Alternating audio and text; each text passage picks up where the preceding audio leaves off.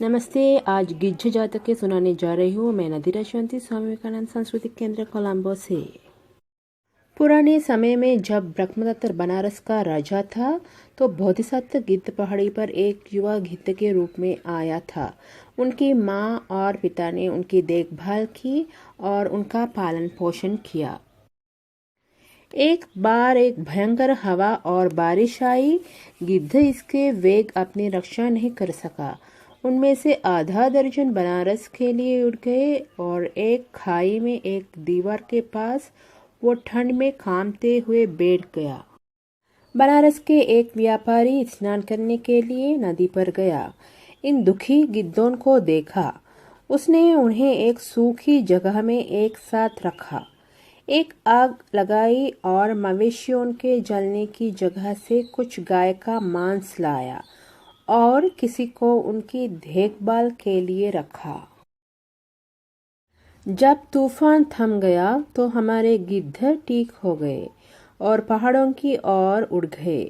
देरी के बिना वे मिले और साथ में उन्होंने एक निर्णय लिया। बनारस के व्यापारी जिसने हमारा भला किया है और वो बदल में कुछ पाने का हकदार है। इस दिन से बेटा, जब हम में से किसी को कोई वस्त्र या आभूषण मिलता है तो उसे उस व्यापारी के आंगन में छोड़ देना चाहिए। इसलिए उन क्षणों पर ध्यान दे जब वे देखते हैं कि लोग अपने कपड़े धूप में सूख रहे हैं। एक अनौपचारिक क्षण के लिए देख रहे हैं। उन्होंने उन्हें जल्दी से छीन लिया क्योंकि थोड़े से मांस के टुकड़े पर रख दिया और उन्हें व्यापारी के आंगन में गिरा दिया।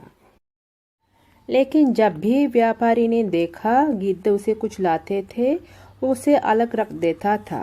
फिर लोगों ने राजा से संपर्क किया और उसे बताया कि कैसे गिद्ध शहर को लूट रहे हैं।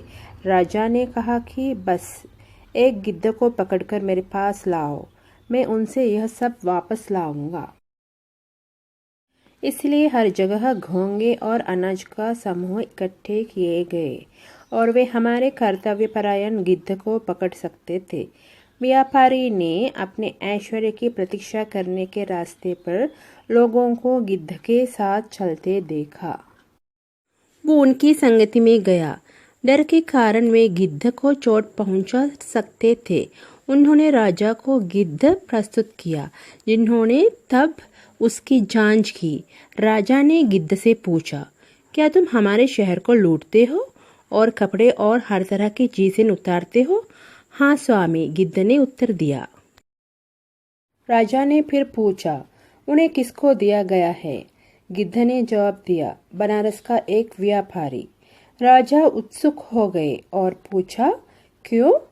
गिद्ध ने उत्तर दिया, क्योंकि उसने हमारी जान बचाई और वे कहते हैं कि एक अच्छा मोड़ दूसरे का हकदार है, इसलिए हमने उन्हें दिया। गिद्ध की इस प्रतिक्रिया के बाद राजा हमारे व्यापारी के पास गए। क्या उन सभी चीजों को वास्तव में अब गिद्धों द्वारा लाए गए हैं? व्यापारी ने बताया कि हाँ मेरे स्वामी, वे सब दूर कर दिए गए हैं। प्रत्येक को फिर से उसका अपना स्वयं का प्राप्त होगा। कृपया इस गिद्ध को जाने दे। राजा सहमत हो गए। गिद्ध एक स्वतंत्रता निर्धारित किया गया। व्यापारी ने सभी संपत्ति अपने मालिकों को वापस कर दी। जब कोई मदद करता है उसके बदले हम भी मदद करना सीखें।